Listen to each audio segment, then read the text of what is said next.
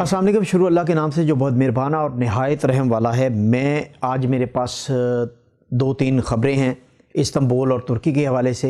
एक तो ख़बर है कि जो वीज़ा पॉलिसी पाकिस्तान के लिए सख्त करने के बाद और जो रेजिडेंट परमिट है किराए के घर पर वो ख़त्म करने के बाद अब एक नई पॉलिसी को लागू किया जा रहा है। वो है मिनिमम लिमिट उन्होंने कर दी है कि जो यहाँ पर आना चाहते हैं वो पहले कोई लिमिट नहीं थी, वो 20-30 हज़ार डॉलर का भी घर ख़रीदते थे तो उन्हें रेजिडेंट परमिट मिल जाता था, प्रॉपर्टी रेजिडेंट परमिट मिलता था। तो अब उन्होंने उसकी लिमिट मुकर्रर कर दी है कि बड़े शहरों में कितनी लिमिट है और छोटे शहरों में अगर आप प्रॉपर्टी मिनिमम इतने डॉलर की ख़रीदेंगे तो आपको रेजिडेंट परमिट मिलेगा, उससे नीचे इन्वेस्टमेंट करेंगे तो आपको नहीं मिलेगा। एक ख़बर ये है।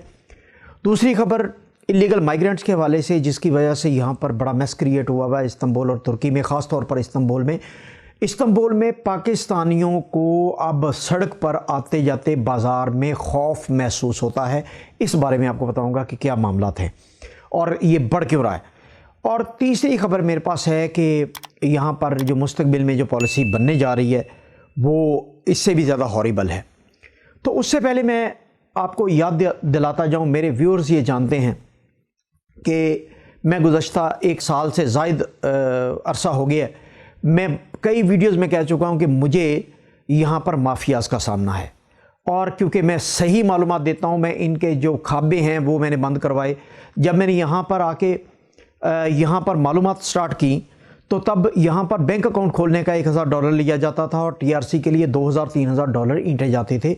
लेकिन मैंने पहले आके बताया सबसे पहले यहाँ पर कि बैंक अकाउंट खोलने का 1 रुपया भी नहीं लगता और TRC पर 1100-1200 लीरे से ज़्यादा नहीं लगता। तो जब मैंने ये सही करेक्ट मालूमात देना शुरू की तो मुझे माफियाज़ का सामना करना पड़ा।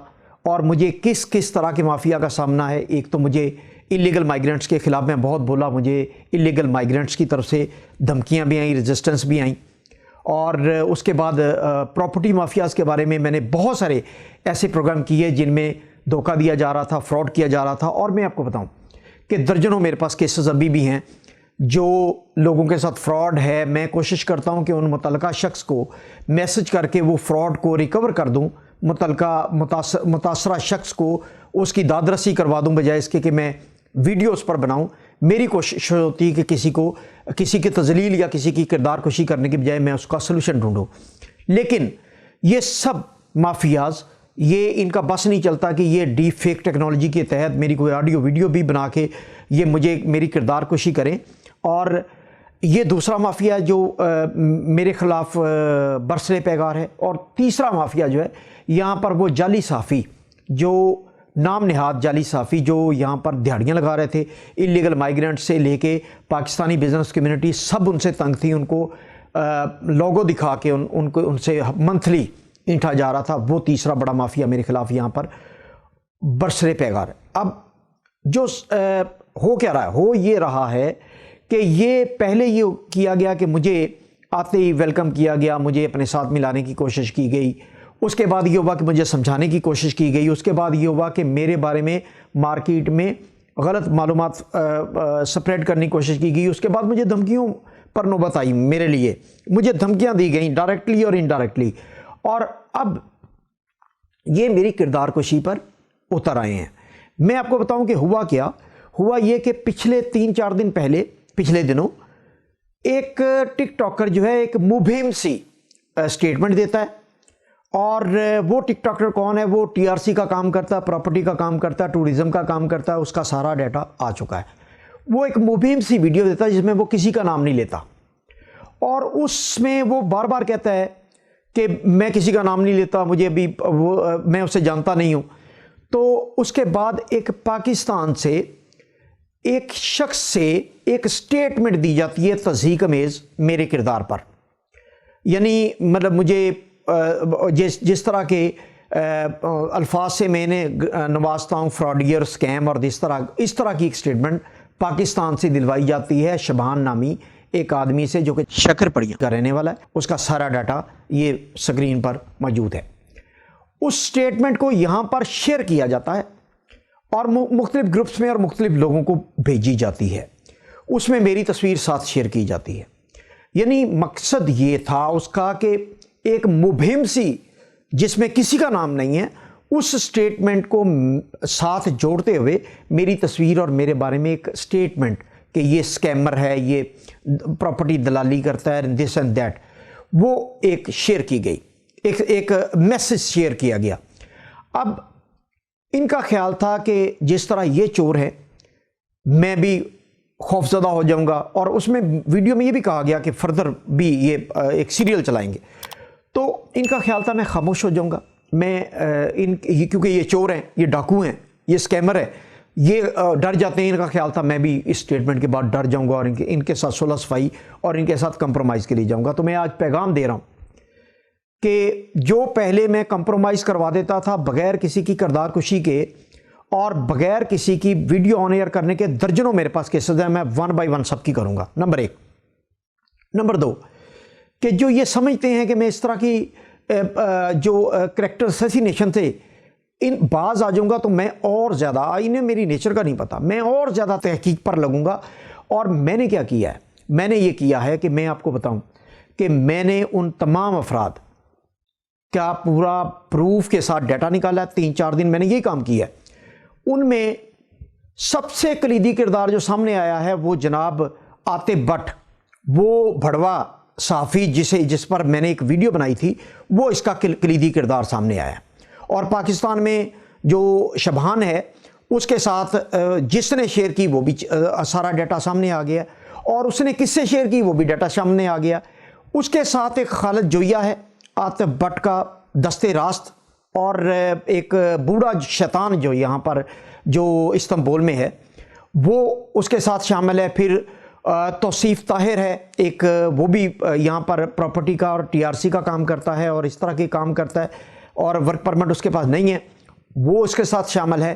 یعنی اس کا تمام جو ڈانڈے ہیں وہ عاطف بٹ کے ساتھ جا کے ملے، میرے پاس تمام پروف آ گئے، اور آج میں نے ان کو سب لوگوں کو جو اس میں انوالو تھے ان کو میسج کیا، میں نے کہا کہ میں آپ کے خلاف 2 کیسز دائر کرنے جا رہا ہوں۔ ایک تو آپ نے میری تصویر اور اس کے ساتھ ایک میسج چلا کے ایک مبہم ویڈیو کے ساتھ آپ نے میری کردار کشی اور سائبر کرائم کے آپ مرتکب ہوئے ہیں، تو میں نے آج دائر کر دیا سائبر کرائم میں، یہاں پر شکایت کہتے ہیں وہ، یعنی پولیس کیس کو شکایت کہتے ہیں، وہ میں نے آج دائر کر دی، نمبر 1 ان سب افراد کے خلاف۔ اور پاکستان میں شبہان کو بھی اس میں شامل کیا میں نے، اور اس ٹک ٹاکر کو بھی شامل کیا میں نے۔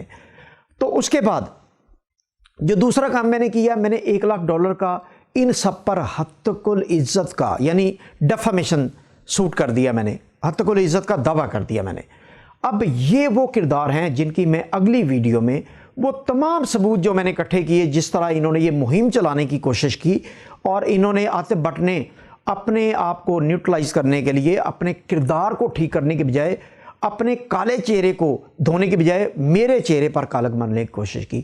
تو اگلی ویڈیو کا انتظار کیجئے، میں آپ کو وہ تمام پروف دوں گا کہ یہ کس طرح گھناؤنی سازش کھیلی گئی اور میرے کریکٹر اسیسینیشن کی اٹیمپٹ کی گئی۔ تو اب یہ بھگتیں گے جو 2 کیسز ہیں، پولیس کیس بھی ہے اور دوسرا $1 لاکھ کا ڈیفامیشن کیس بھی ہے، اور میں اس سے کسی صورت میں ڈرا نہیں کروں گا۔ اگر یہ سمجھتے ہیں میں ٹرکش سٹیزن ہوں، انہوں نے میری کریکٹر اسیسینیشن کرنے کی کوشش کی، اگر یہ سمجھتے ہیں کہ میں کہیں کمپرومائز کروں گا تو میرا پیغام سن لیں، اب یہ کمپرومائز نہیں، اب یہ معاملہ منطقی انجام تک جائے گا۔ تب بٹ پچھلی مرتبہ کچھ دوستوں نے پاکستان میں اور یہاں سے بھی کہا کہ اس کی بیوی بچے ہیں اور اس کو آپ نے ڈیپورٹ نہیں کروانا، اور آپ نے اس کو اس لیول پر چلیں، جو کر دیا آپ نے کر دیا، لیکن اب تمہیں منطقی انجام تک پہنچا کے چھوڑ گا، یہ میرا تمہیں پیغام ہے۔ تم نے یہ جو بھونڈی حرکت اور گھنونی سازش کے تحت تم نے یہ گھٹیا حرکت کی ہے نا، اس کا تمہیں انجام بھگتنا پڑے گا۔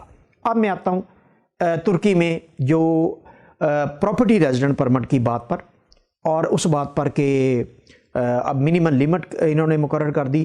یہ وہی سٹیپ لیے جا رہے ہیں جو میں بار بار 1 سال سے کہہ رہا تھا کہ ہماری جو کرتوتیں ہیں، ہم جو یہاں پر بدقسمتی سے اللیگل مائیگرنٹس کے عطاب کا شکار ہیں، جن کی گندی ویڈیوز اور گندی قسم کی نیچر کی وجہ سے 19,000 جو فیملی جو قانونی ہے یہاں پر، انہیں خوف محسوس ہو رہا ہے۔ استنبول میں پہلی مرتبہ ایسا ہوا ہے کہ سڑکوں پہ، بازاروں میں، مالز میں ہم خوف زدہ ہیں کہ اتنی ڈسکریمنیشن بڑھ گئی سوشل میڈیا کے بعد کہ یہاں پر پہلی مرتبہ ترکی میں ہم پاکستان کی طرح رہ رہے تھے اور محسوس ہو رہا تھا کہ ہم اپنے ملک میں ہیں، لیکن اب خوف محسوس ہو رہا ہے کہ سیرین، افغانی اور پاکستانیوں کے خلاف سوشل میڈیا میں اتنی بڑی کیمپین چلی ہے، اور ان جاہل افراد کی وجہ سے، جو انلیگل مائیگرنٹ جنہوں نے یہاں پر آ کے اتنی گندی اور گھٹیا حرکتیں کی کہ ہمارے جو چہرے مسخ ہو گئے، پاکستان کا تشخص برباد ہو گیا، اور یہاں پر کوئی بھی اسے ڈیفینڈ کرنے کو تیار نہیں ہے۔ میں اس کی بنیاد پر ہوا یہ کہ پہلے غیر اعلانیہ طور پر ہمیں ہمارا پاکستان کے ویزا جو ہیں وہ ان کی ریجیکشن 100% پر چلی گئی، پھر یہاں پر TRC جو ہے یعنی ٹورسٹک ریزیڈنٹ پرمٹ وہ بند ہوا، اور اب تیسرا سٹیپ جو حکومت نے لیا، جو لاگو کرنے جا رہی ہے، وہ یہ ہے کہ بڑے شہروں میں منیمم لیمٹ انہوں نے پراپرٹی کی کر دی $75,000 $75,000 کہ اگر آپ اس سے کم پراپرٹی لیں گے تو آپ کو پراپرٹی ریزیڈنٹ پرمٹ نہیں دیا جائے گا، اور چھوٹے شہروں میں $50,000 کی لیمٹ کر دی انہوں نے کہ اگر چھوٹے شہروں میں آپ گھر لیں گے یا اپارٹمنٹ لیں گے تو آپ $50,000 منیمم خرچ کریں گے۔ تو میں اپنی ویڈیوز میں بار بار جب کہتا تھا کہ خدا کے لیے اگر آپ کے پاس 30 40 $50,000 ہیں تو پاکستان میں اس میں کاروبار میں ڈال کر وہ کاروبار کر کے وہاں پر 3-4 لاکھ بڑے آرام سے کمایا جا سکتا ہے۔ یہاں پر آپ $50,000 لگا کے جب آپ یہاں پر اپارٹمنٹ لیتے ہیں تو اس کے بعد آپ کے اخراجات سٹارٹ ہوتے ہیں، یعنی آپ کا ڈاؤن فال، آپ کا ڈکلائن سٹارٹ ہوتا ہے۔ تو جس کے پاس $50,000 ہیں یعنی $1 کروڑ کے قریب پاکستان میں، وہ وہاں پر بہترین بزنس کر کے اپنی بہترین پرتعیش زندگی گزار سکتا ہے یہاں آنے کی بجائے۔ تو یہ لیمٹ انہوں نے منیمم مقرر کر دی ہے، جو کہ میں آپ کو بتانا چاہ رہا تھا۔ اب ہو کیا رہا ہے؟ ہو یہ رہا ہے کہ ڈسکریمنیشن اور خوف کا عالم ہے استنبول میں۔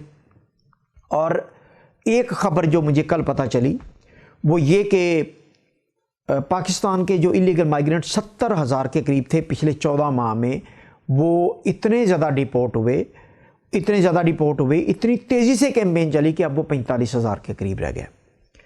لیکن اس کے ساتھ ایک بری خبر ہے، جو میں ایک مفصل ویڈیو آپ کو بنا کے بتاؤں گا۔